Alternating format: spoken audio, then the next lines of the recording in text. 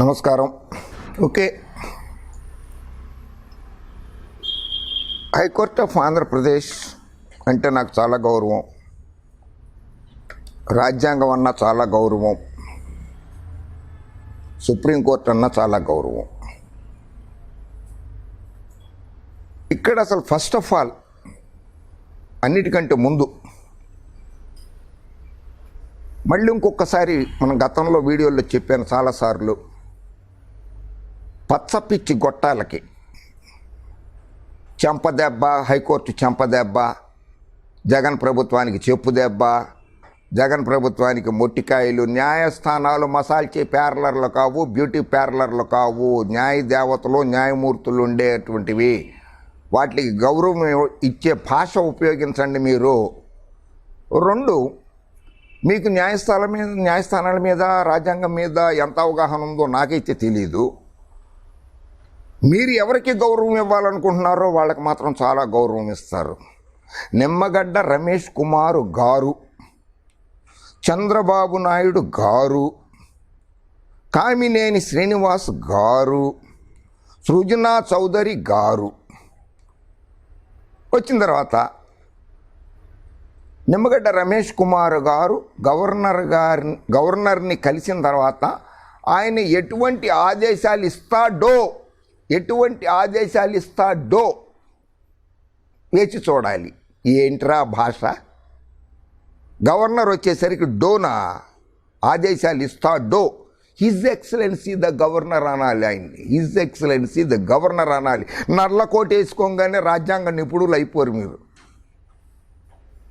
రాజశేఖర రెడ్డి గారి దగ్గర 50 లక్షల రూపాయలు తీసుకుని నాకు ఇల్లు లేదు మహాప్రభు అంటే 50 లక్షల రూపాయలు ఆయన దగ్గర తీసుకున్నటువంటి వ్యక్తి ఈరోజు ఆయన పుత్రుడైనటువంటి వైఎస్ జగన్మోహన్ రెడ్డి గారికి వ్యతిరేకంగా కోర్టుల్లో పిటిషన్లు వాదిస్తున్నాడు. రాజశేఖర రెడ్డి గారు గండపెండేరం దొరికినటువంటి మరో న్యాయవాది ఈరోజు జగన్మోహన్ రెడ్డి గారికి వ్యతిరేకంగా పిటిషన్లు వాదిస్తున్నాడు. ఆఫ్కోర్స్ వాదించొద్దని నేను అనను, అది వృత్తి ధర్మం. నైతిక విలువ లేకపోవచ్చు, బట్ వృత్తి ధర్మంగా చేస్తున్నారు వాళ్ళు. సరే, మీరు అడిగిన ప్రశ్నకి సమాధానాలుగా వస్తాను నేను వన్ బై వన్. ఇక్కడ అసలు మొట్టమొదటగా చూడాల్సింది మనం ఏంటంటే,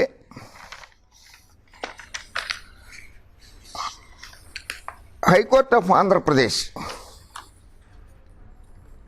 నిమ్మగడ్డ రమేష్ కుమార్ గారు వేసినటువంటి కంటెంప్ట్ ఆఫ్ ది కోర్టు పిటిషన్ని తీసుకోకూడదు లెక్క ప్రకారంగా. ఎందుకంటే రైట్ ఆఫ్ అప్పీల్ అని ఒకటి ఉంటుంది. కాన్స్టిట్యూషన్ ఆఫ్ ఇండియాలో రాసి ఉన్నది రైట్ ఆఫ్ అప్పీల్ అని. మున్సిపల్ మేజిస్ట్రేట్ కోర్టులో ఓడిపోతే డిస్ట్రిక్ట్ మేజిస్ట్రేట్ కోర్టుకి వెళ్ళచ్చు, డిస్ట్రిక్ట్ మేజిస్ట్రేట్ కోర్టుకి వెళ్తే ఓడిపోతే సెషన్స్ కోర్టుకి వెళ్ళచ్చు, సెషన్స్ కోర్టులో ఓడిపోతే హైకోర్టుకి వెళ్ళచ్చు, హైకోర్టులో ఓడిపోతే సుప్రీంకోర్టుకి వెళ్ళచ్చు, సుప్రీంకోర్టులో కూడా సింగిల్ జడ్జి, ద్విసభ్య ధర్మాసనము, త్రిసభ్య ధర్మాసనము, 5 judge bench, 7 judge bench, 9 judge bench, 13 judge bench దాకా కూడా వెళ్ళచ్చు. అది రాజ్యాంగంలో రాసి ఉన్నది. అట్లాగే ఆంధ్ర రాష్ట్ర ప్రభుత్వం, జగన్మోహన్ రెడ్డి గారి నేతృత్వంలో ఉన్నటువంటి ప్రభుత్వం సుప్రీంకోర్టులో ఎస్ఎల్పి పిటిషన్ దాఖలు చేసింది, స్పెషల్ లీవ్ పిటిషన్.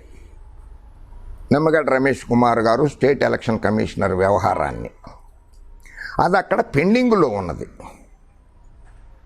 అది అక్కడ పెండింగ్లో ఉండగా ఈయన నన్ను అపాయింట్ చేయలేదు, రాష్ట్ర ప్రభుత్వం అపాయింట్ చేయలేదు అని అంటాడు. రాష్ట్ర ప్రభుత్వం కాదు, నేను అపాయింట్ చేసింది గవర్నర్ గారు.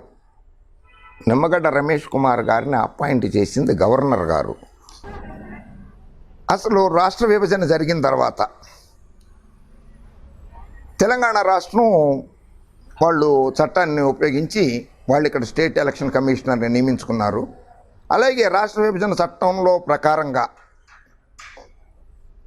ఆంధ్రప్రదేశ్ రాష్ట్రానికి కూడా ఒక స్టేట్ ఎలక్షన్ కమిషనర్ ఉండాలి కనుక అపాయింట్ చేయడానికి చంద్రబాబు నాయుడు గారి ప్రభుత్వం ఉద్యుక్తులు.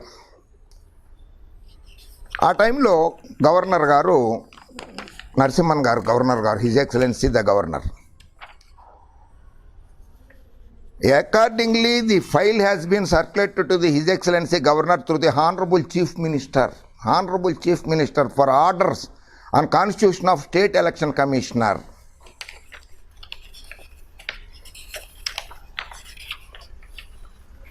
నారా చంద్రబాబు నాయుడు గారి సంతకం అండి. నిమ్మగడ్డ రమేష్ కుమార్ గారిని అపాయింట్ చేసినప్పుడు సంతకము గవర్నర్ ఈఎస్ఎల్ నరసింహన్ గారి సంతకం, హిజ్ ఎక్సలెన్సీ ద గవర్నర్ గారి సంతకం.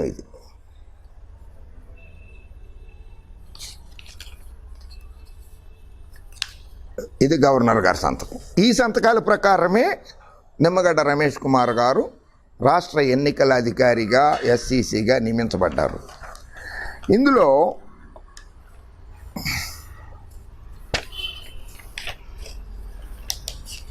ఆ గవర్నర్ గారు చాలా మంచి వ్యక్తి, చాలా చక్కగా పరిపాలించారు. ఆయన అరుదైన రికార్డు కూడా సాధించారు. 2 రాష్ట్రాలకి 5 సంవత్సరాల తప్పున ఒక్కళ్ళే గవర్నర్గా ఉన్నది భారతదేశ చరిత్రలో మొట్టమొదటిగా నరసింహన్ గారికి దక్కింది. అది 5 సంవత్సరాలు పూర్తిగా ఆంధ్రప్రదేశ్ రాష్ట్రానికి, అటు తెలంగాణ రాష్ట్రానికి, మళ్ళీ ఉమ్మడి రాష్ట్రాలకు కూడా కొంతకాలంగా పనిచేసిన ఘనత కూడా ఆయనదే, నరసింహన్ గారిదే. The governor has opined that Section 101 of AP Reorganization Act empowers the successor state to adopt the existing laws available in the state. Constitutional bodies once appointed continue without interruption. కనుక దాన్ని గవర్నర్ గారు నరసింహన్ గారు home మినిస్ట్రీకి పంపించారు, New Delhi government of ఇండియాకి. And is of the firm view that the Section 101 does not prohibit constitution of a separate state election commission for the state of Andhra Pradesh. His Excellency Governor has referred the case to the Ministry of Home Affairs for clarification on the issue.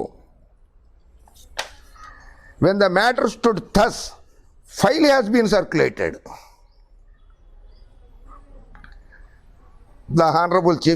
Circulated to the Honorable Chief Minister.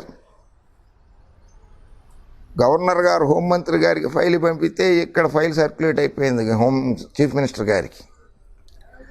The honourable CM has ordered AG to discuss accordingly copies of the NF and CF of this file, note file and circulated file of this file have already been sent to advocate general Andhra Pradesh with a request to discuss with CM and outcome of the discussions yet to be known. Discussions yet to be known. Joint Secretary, Ministry of Home Affairs, Government of India, New Delhi, and the reference made by the Governor on this issue has stated that the state of Andhra Pradesh can make such adoptions and modifications of the law to form its own SEC as per the Section 101 of the AP Reorganization Act 2014, and also advised that the employees working in existing office appoint చేసుకోవచ్చు అని చెప్పింది. In view of the above, it is for orders whether the new SEC may be constituted by invoking the Section 101 of the AP Reorganization Act 2014 and Section 200 of Andhra Pradesh Panchayati Raj Act 1994 as permitted by the Ministry of Home Affairs, Government, and as advised by the Advocate General. ఇంత చక్కగా క్లియర్గా ఉంది. This file may be circulated to His Excellency the Governor through Chief Secretary, Honorable Minister Panchayati Raj and Rural Welfare Schemes, the Honorable CM for orders. And పెట్టారు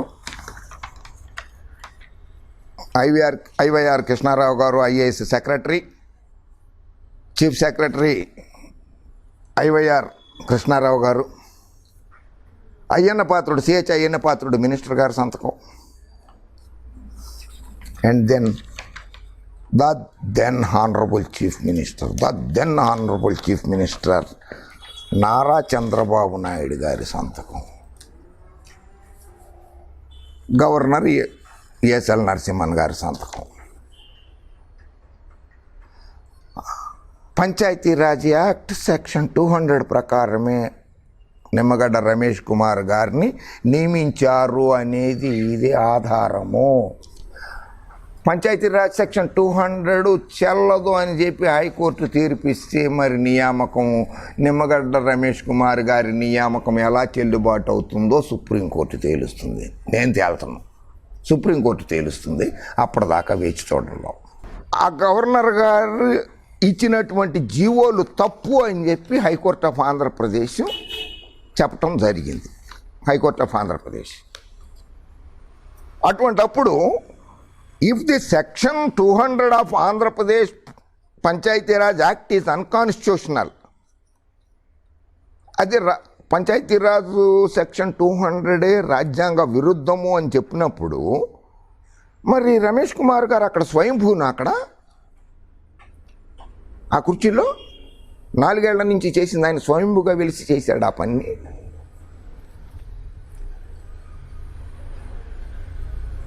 governor గారి దగ్గరికి వెళ్ళమని చెప్పి వినతి పత్రం సమర్పించమని చెప్పి చీఫ్ జస్టిస్ గారు చెప్పారు.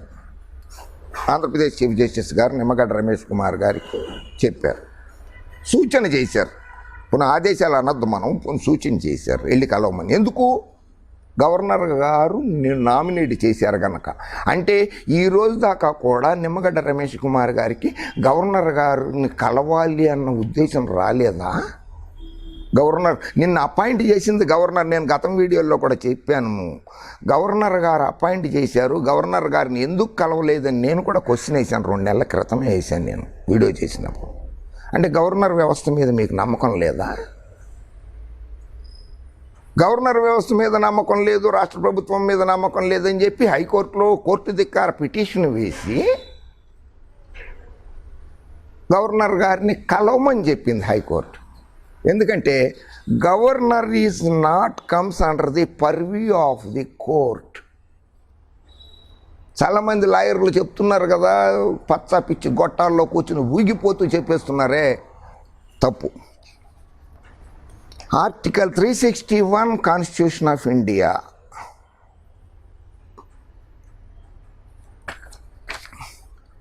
Protection of president and governors and Raj Pramukhs. 361(1) The president or the governor or Raj Pramukh of a state shall not be answerable to any court for exercise and performance of the powers and duties of his office. ఏ కోర్టుకి కూడా బాధ్యులు కారు గవర్నర్లు కానీ రాష్ట్రపతి గారు కానీ. The president or the governor or Raj Pramukh of a state shall not be answerable to any court for the exercise and performance of the powers and duties of his office or for any act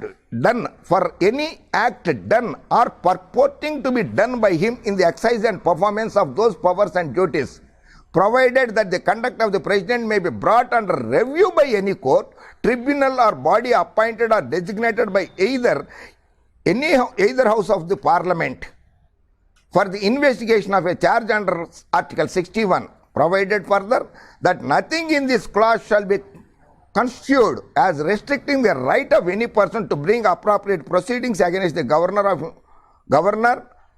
or president of India or governor of a state. And 361(2) clause 2, no criminal proceedings whatsoever ఏదైనా సరే, no contempt అంటే criminal case proceeding కిందకు వస్తుంది, అది ధిక్కారణ case. No criminal proceedings whatsoever shall be instituted or continued against the president or the governor of a state in any court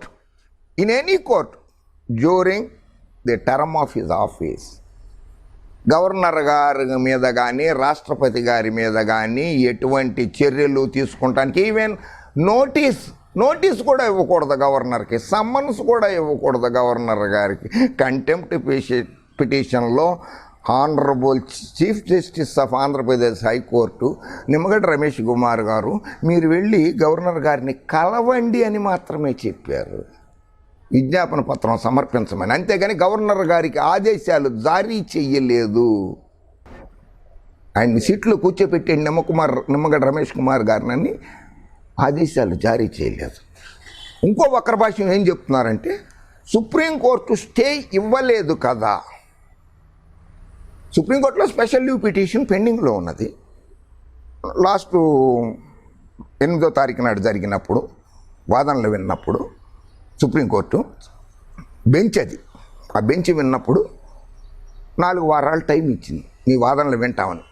ఆ విన్నప్పుడు ఈ video కూడా నిమ్మగడ్డ రమేష్ కుమార్ గారు, కామినేని శ్రీనివాస్ గారు, ఎవరో సుజనా చౌదరి గారు వాళ్ళు పార్క్ హయత్ హోటల్లో కలిసిన వీడియోను కూడా సబ్మిట్ చేయడం జరిగింది అందులో.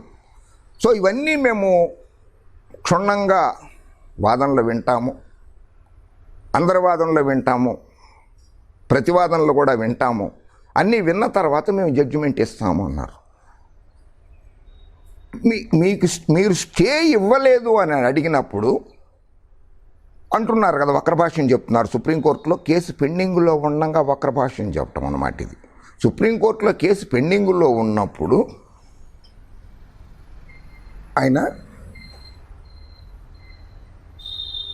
వీళ్ళు సుప్రీంకోర్టు కూడా ఆదేశాలు ఇవ్వలేదు కదా, రమేష్ కుమార్ గారిని మీరు కుర్చీలో కూర్చోపెట్టండి అని ఆదేశాలు ఇవ్వలేదు కదా. సుప్రీంకోర్టును మేము వాదనలు విన్న తర్వాత తుది తీర్పు ఇచ్చేటప్పుడే చెప్తామని అన్నది కదా. మరి అటువంటప్పుడు సుప్రీంకోర్టుని కూడా వీళ్ళు తప్పు పట్టే స్థాయికి వచ్చేసారు. ఈ టీవీ ఛానల్స్లో కూర్చునో ఇంకో చోట కూర్చునో ఆ పచ్చగొట్టాలు పిచ్చిగొట్టాల ముందు కూర్చుని మాట్లాడుతున్నారు. అండ్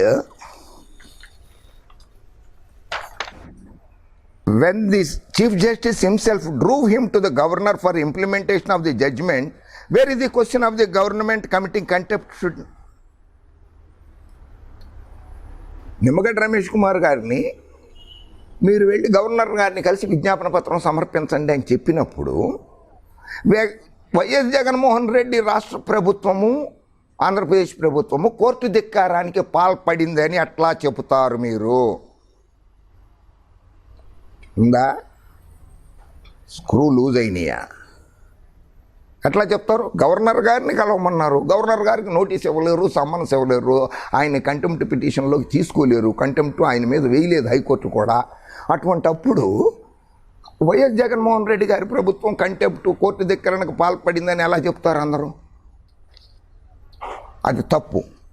అలా వక్రభాష్యాలు చెప్పొద్దు. మీ మీద కోర్టు ధిక్కారణ పిటిషన్ వేయాల్సి వస్తుంది, మీ అందరి మీద కూడా ఇటువంటి వక్రభాష్యాలు చెప్పేవాళ్ళ మీద.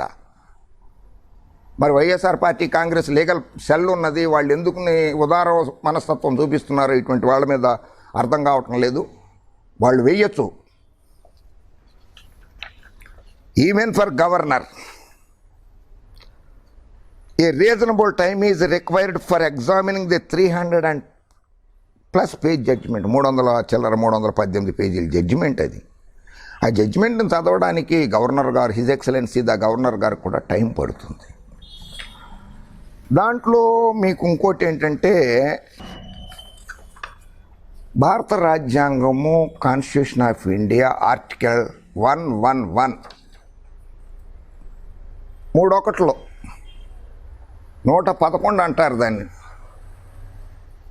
111 constitution of India article 111.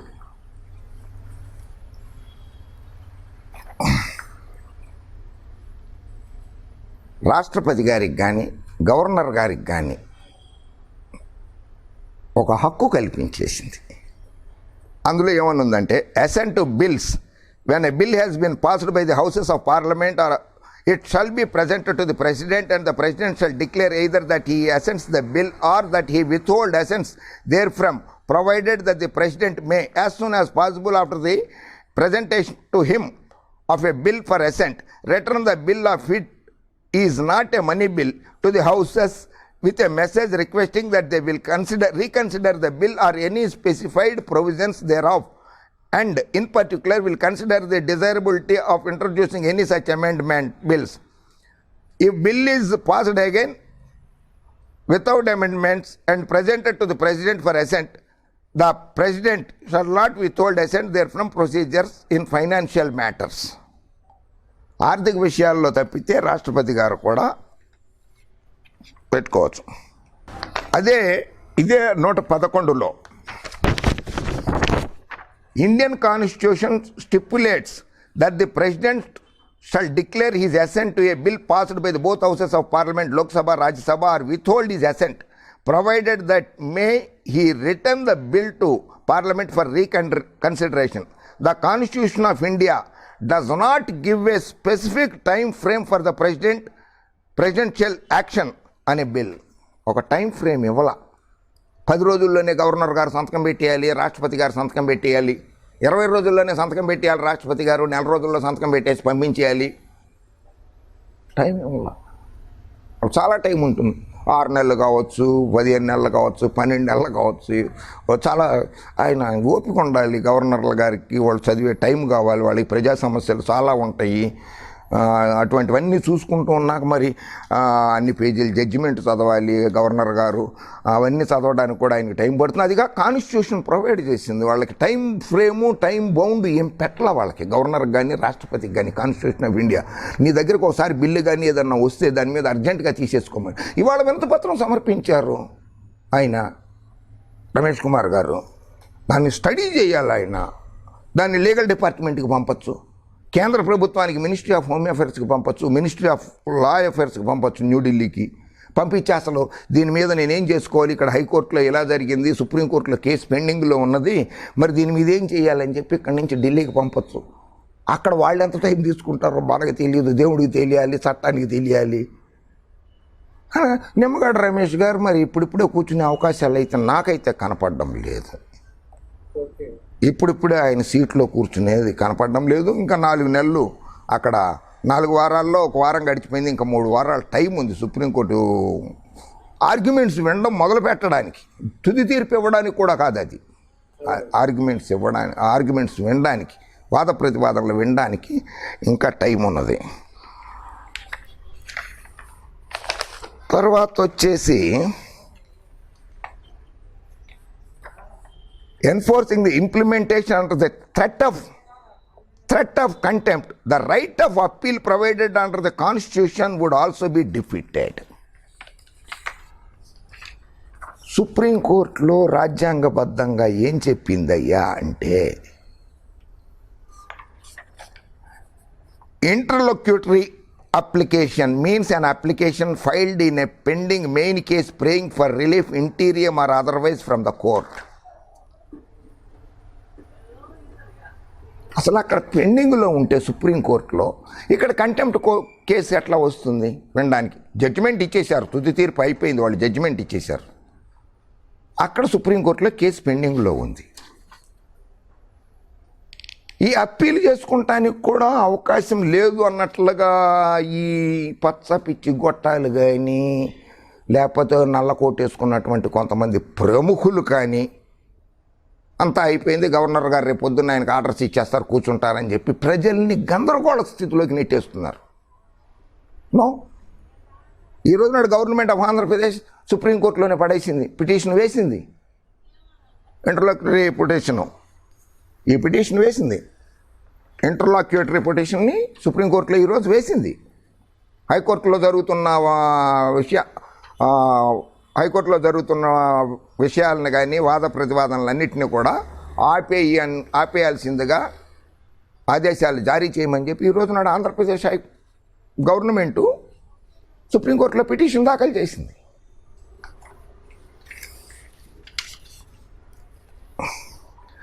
The contempt should be straight away dismissed as violative of right of appeal. Right of appeal అనేది ఉన్నది, ప్రతి వ్యక్తికి ఉన్నది, ప్రతి ప్రభుత్వానికి ఉన్నది. అటువంటిది అది లేనట్లుగా భావించి కంటెంప్ట్ పిటిషన్ని తీసుకోకుండా ఉంటే, హైకోర్టు తీసుకోకుండా ఉంటే బాగుండేది. తీసుకుంటాము, మళ్ళీ దాని మీద సూచనలు ఇవ్వడం అనేది కూడా ఎంత మటుకు సమంజసం అనేది సుప్రీంకోర్టు తేల్చాల్సి వస్తుంది. ఎందుకంటే సుప్రీంకోర్టులో ఆంధ్రప్రదేశ్ ప్రభుత్వం వేసింది కనుక సుప్రీంకోర్టు తేలుస్తుంది అది.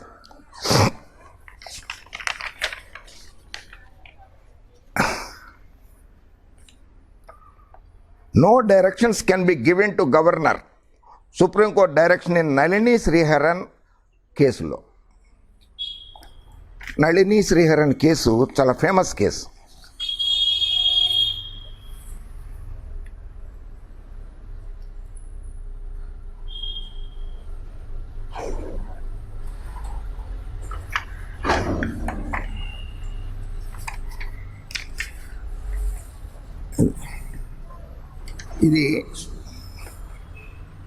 ఇది సుప్రీంకోర్ట్ ఆఫ్ ఇండియా. నళిని శ్రీహరన్ అంటే ఎవరో తెలుసా? నళిని అని అంటే భారతదేశంలో చాలా ప్రముఖ వ్యక్తి ఆవిడ. ఇప్పుడు రాజీవ్ గాంధీ హత్య కేసులో ప్రథమ నిందితురాలు ఆవిడ. ఆవిడ కేసులో సుప్రీంకోర్టు జడ్జిమెంట్ ఇచ్చింది. ఆవిడ కేసులో ఆవిడ్ని జైల్లో నుంచి విడుదల చేయమని ఆదేశాలు జారీ చేయాలి, రెమిటెన్స్ చేయమని చెప్పి తమిళనాడు గవర్నమెంట్ రెమిటెన్స్ ఇచ్చింది ఆవిడికి. ఇస్తే గవర్నర్ గారు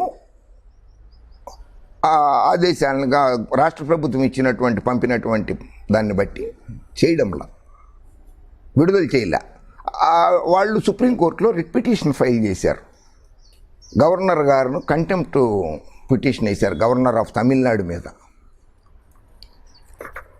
in the supreme court of India criminal original jurisdiction writ petition criminal number 48 of 2014, union of India petitioner we శ్రీహరన్ Murugan and respondents. ఇందులో ఆ కేసులో గవర్నర్ గారు కంటెంప్ట్ కిందకి రారు. గవర్నర్ గారు కంటెంప్ట్ పిటిషన్కి గవర్నర్ గారి మీద వేయడానికి వీలు లేదు అని చెప్పి సుప్రీంకోర్టు తీర్పు ఇచ్చింది. Justice YK Sabharwal bench, HL Dattu, Fakir Mohammed Kalifulla, Pinaki Chandra Ghose, Abhay Manohar అమిత్వా Roy, ఈ 5 member judge bench తీర్పిచ్చింది. And Rameshwar Prasad and others versus union of India on 24th January 2006, bench YK Sabharwal, chief justice of India, KG Balakrishnan, B N Agarwal, Ashok బాన్, అజిత్ పసాయత్. ఇది సుప్రీంకోర్టు జడ్జిమెంట్ 5 సభ్యుల ధర్మాసనం. Writ petition civil 257 of 2005, writ petition number 257 of 2005, Rameshwar Prasad petitioner, respondent Union of India, government of India. Date of judgement 24/1/2006. ఇందులో జడ్జిమెంట్లో ఏమన్నారంటే, వీళ్ళు governor గారు రాష్ట్ర ప్రజలకి, దేశ ప్రజలకి రాష్ట్రపతి గారు, గవర్నర్ గారు సమాధానం చెప్పాల్సి ఉంటుందని చెప్పి రామేశ్వర్ ప్రసాద్ గారు వేస్తే, ఈ YK సబర్వాల్జీ, justice YK Sabharwal, chief justice of India, KG Balakrishnan justice B N Agarwal, justice Ashok ban, justice Ajit పసాయత్, ఈ 5 జడ్జి బెంచి ఏం చెప్పిందంటే, the president or governor shall not be made answerable to any court. The immunity available to the two under Article 361 as absolute.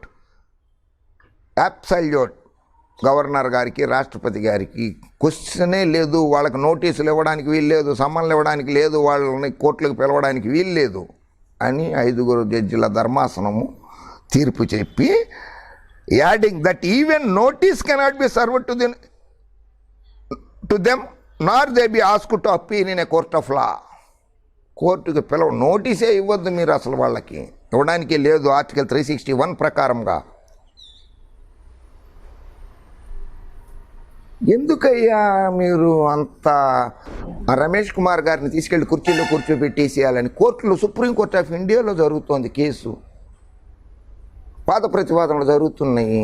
మీరు court ధిక్కారణ కిందకు వస్తారు, మీరు రావద్దు. మీరందరూ నా మిత్రులే, మీరు కూడా జర్నలిస్టులే, మీరు కోర్టు ధిక్కారణ కిందకు రావద్దు.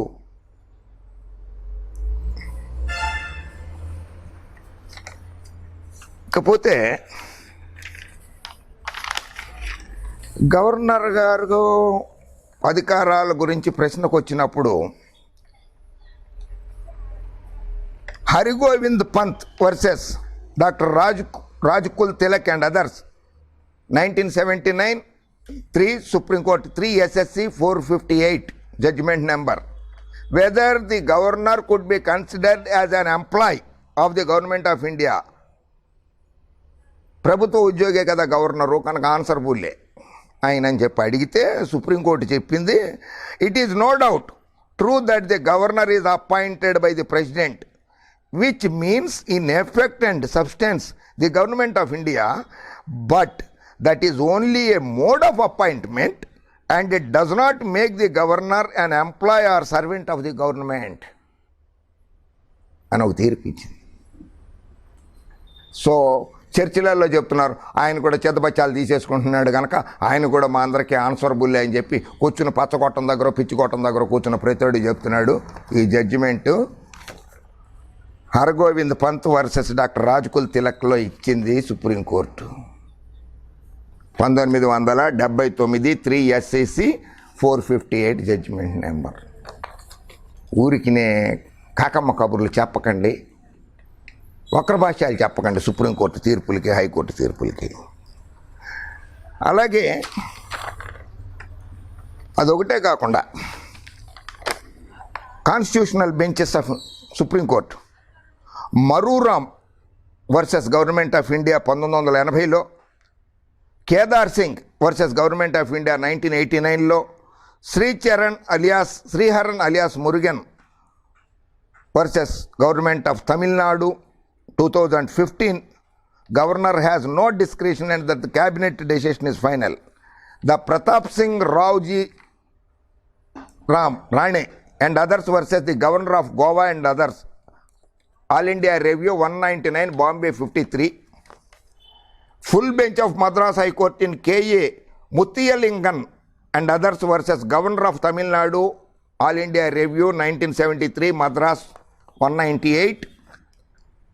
Biman Chandra versus Governor West Bengal, AER 1952, Calcutta 799.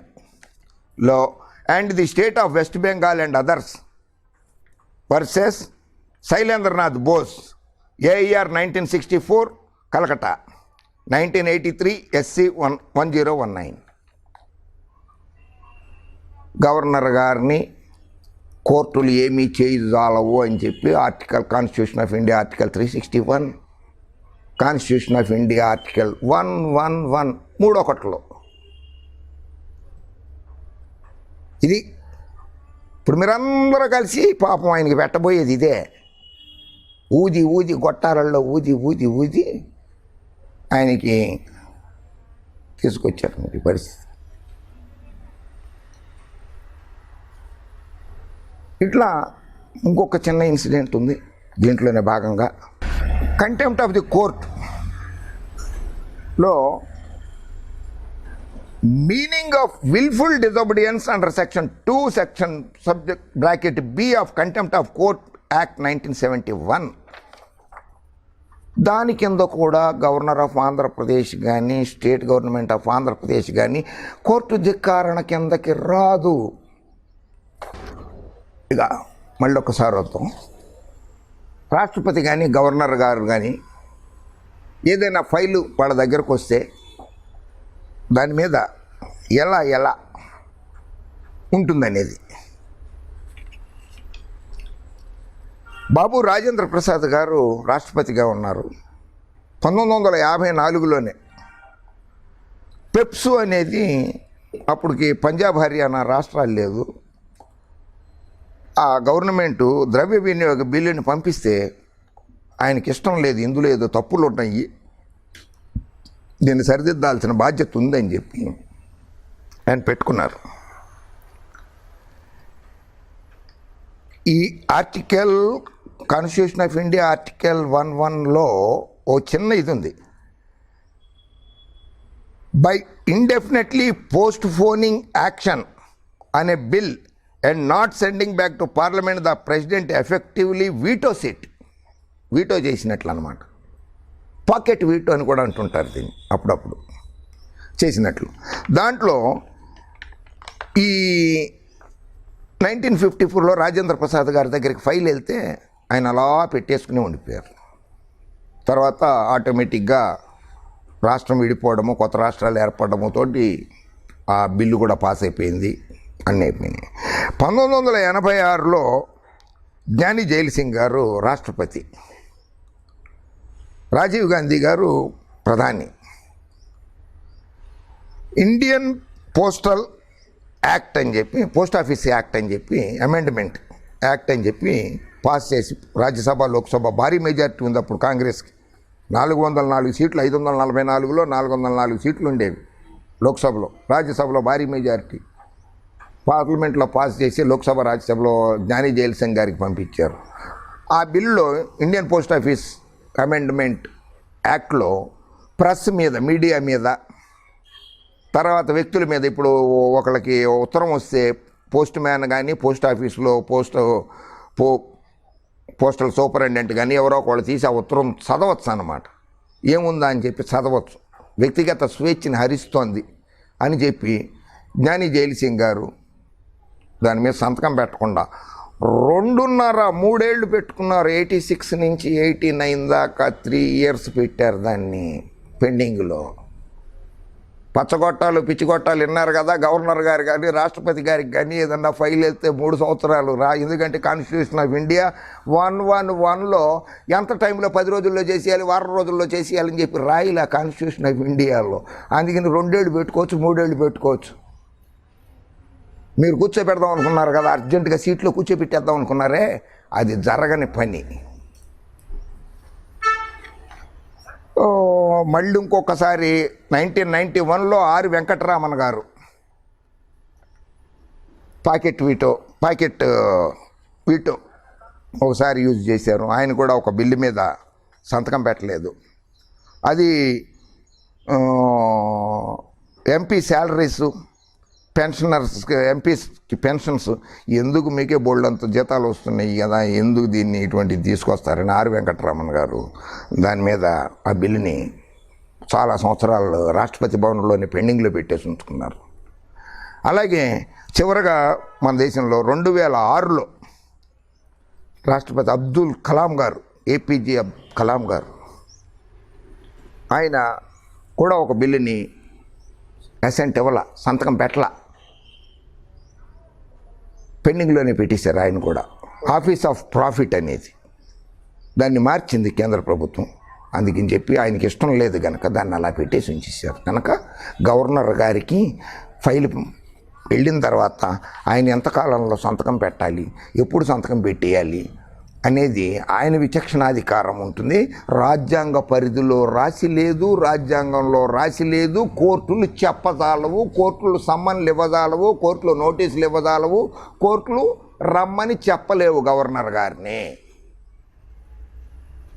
కనుక మీ కాకి గోల, పచ్చ పిచ్చి గొట్టాల కాకి గోల ఆపేయండి. న్యాయానికి వక్రభాష్యం చెప్పద్దు. సుప్రీంకోర్టులో వాదనలు ప్రతివాదనలు అయిన తర్వాత వచ్చే నెలలో ఆగస్టులో మొదలవచ్చు. అది ఎంతకాలం తీసుకుంటుందో మనం చెప్పలేము. ఎందుకంటే పిటిషనర్లే చాలామంది ఉన్నారు. గవర్నమెంట్ ఆఫ్ ఆంధ్రప్రదేశ్ ఉంది, కనకరాజు గారి పిటిషన్ ఉన్నది, మళ్ళీ కొత్తగా మొన్న ఇంప్లీడ్ అయ్యారు కొందరు, వాళ్ళు ఉన్నారు. అటు సైడ్ నుంచి అయితే 14 మంది ఉన్నారు. వడ్డే శోభనాథీశ్వరరావు గారు, కామినేని శ్రీనివాస్ గారు, మిగిలిన చాలామంది ఉన్నారు. అటు సైడ్ నుంచి నిమ్మగడ్డ రమేష్ కుమార్ గారు, అటు సైడ్ చాలామంది ఉన్నారు. అవన్నీ మరి అంతమంది పిటిషన్లు వినాలి అని అంటే ఎన్ని నెలలు పడుతుందో, ఎంత సమయం తీసుకుంటుందో సుప్రీంకోర్టు మనకు తెలీదు. కనుక తొందరపడద్దు. నిమ్మగడ్డ రమేష్ కుమార్ గారు పదవి వస్తుందో రాదో సుప్రీంకోర్టు తేలుస్తుంది. మనం గొట్టాలలో కూర్చుని గొట్టాలు పెట్టేస్తే తేలదది. చర్చికి పిలిచేసి నలుగురిని గవర్నమెంట్ మీద, జగన్మోహన్ రెడ్డి గారి మీద రాళ్ళు వేసిస్తే ఆయన కుర్చీలో కూర్చోలేడు. ఆ రాళ్ళు వేయటం ఆపేయండి. సుప్రీంకోర్టు, హైకోర్టు జడ్జిమెంట్లకు కానీ ఆదేశాలకు కానీ వక్రభాష్యాలు చెప్పేయటం మానేయండి అని నా సహచర జర్నలిస్టు మిత్రులకి విజ్ఞప్తి చేస్తూ జై హింద్.